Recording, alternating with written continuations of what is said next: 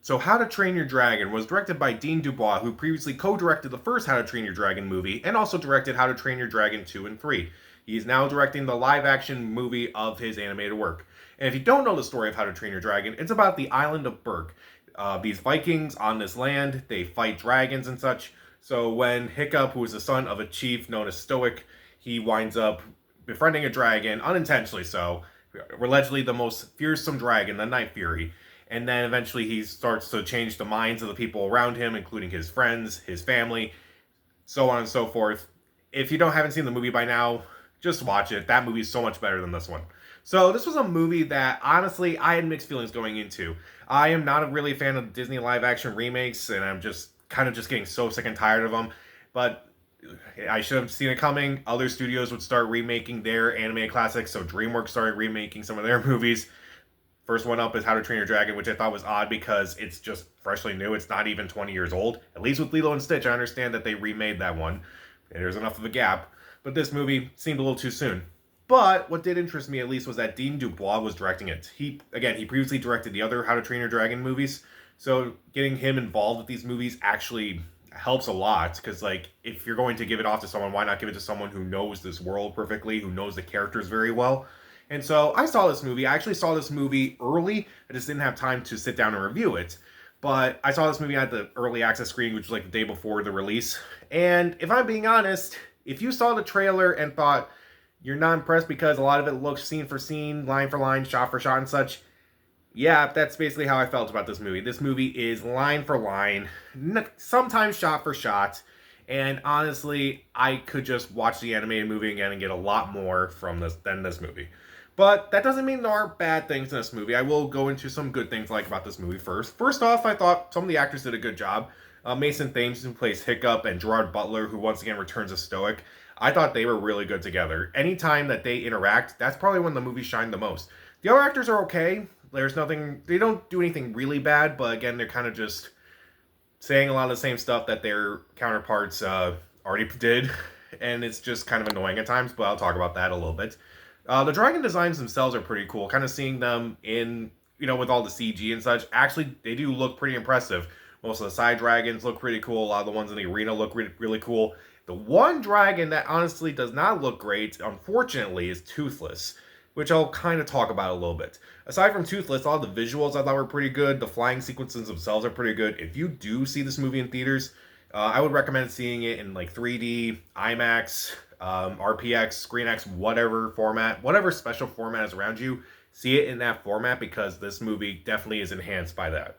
Meanwhile, I do like some little moments here and there. There are some nice moments where it's like, even in some of the Disney live action remakes, I noticed that they do have like little, moments where it's like, okay, that's kind of clever, or it's like, oh, that's kind of sweet and such. And I feel like this movie does have those moments. And while they're not frequent, they do happen. It's like, okay, that's a nice little touch that you could have added to the original movie, but, oh well. And meanwhile, I do think that this movie does keep a lot of the darker details of the story, which, if this movie was released by another studio that makes live action remakes of their animated movies and such, they probably would have removed them. And I'm glad that this movie at least keeps some of the darker moments. And that's about it, because pretty much everything else about this movie, I don't want to say falls apart, but it's just kind of forgettable. First off, this movie is way, way, way too much like the original.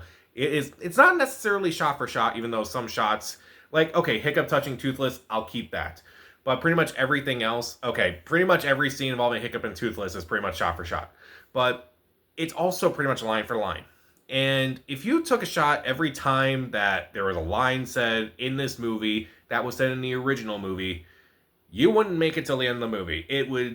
It's just a lot to take in, and you just kind of realize, I could be watching the other movie right now because that one's admittedly better. And I just felt like at times, I knew what line was coming like a mile away. Like, they've killed hundreds of us and we killed thousands of them. You know, extremely dangerous, that line and such. It's like, every line in this movie, at some point I was thinking to myself, I know what's coming. And that's just very upsetting.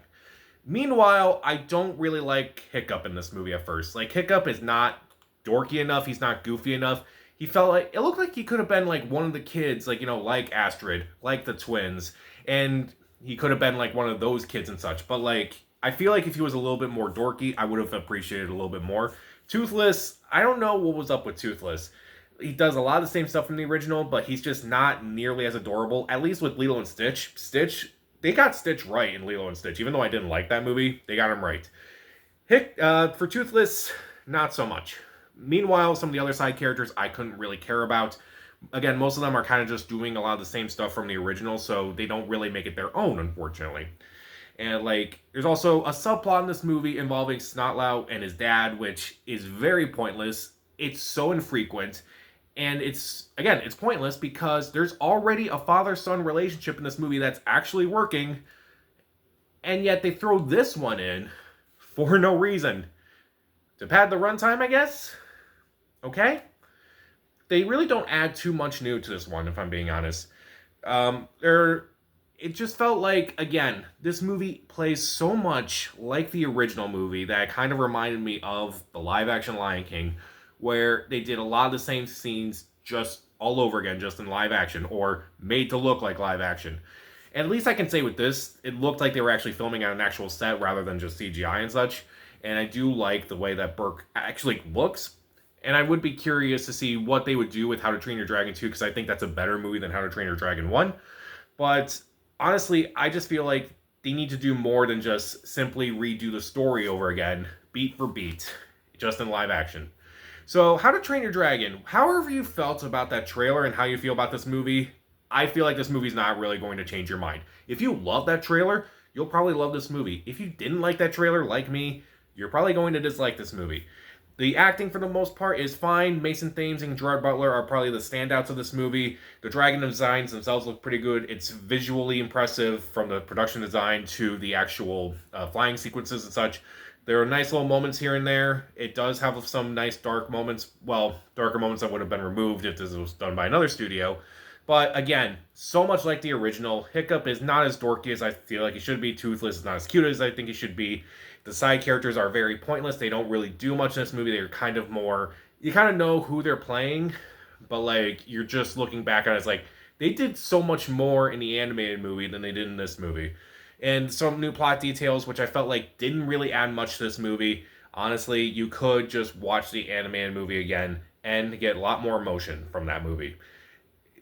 Again, point of like making fun of like making these animated movies in a live action, I just don't like it. I'm just getting so sick of it, and I'm kind of fearful for what's going to happen with all these other animated movies. I'm worried DreamWorks is going to do a lot more live action remakes now. So I'll give How to Train Your Dragon... I will say I would watch this movie again over something like Lilo and Stitch or Snow White, but that doesn't mean I want to watch this movie again over the original. I have the original, and I'm going to continue watching it. I will give How to Train Your Dragon 2 out of 4 stars. Stream it. I would only say that because at least the sequences themselves are pretty cool, like the flying sequences, and again, if you do want to see it on the big screen, yeah, I would recommend paying that extra money to see it on one of those premium formats at least. So, How to Train Your Dragon. Did you see the new one? How would you rank the How to Train Your Dragon movies, including the new one? And also, what DreamWorks movie do you want to see in live action? As much as I would love to see The Prince of Egypt in live action, I would be worried about that. Comment down below, subscribe to the channel. This is Pat. Stay safe.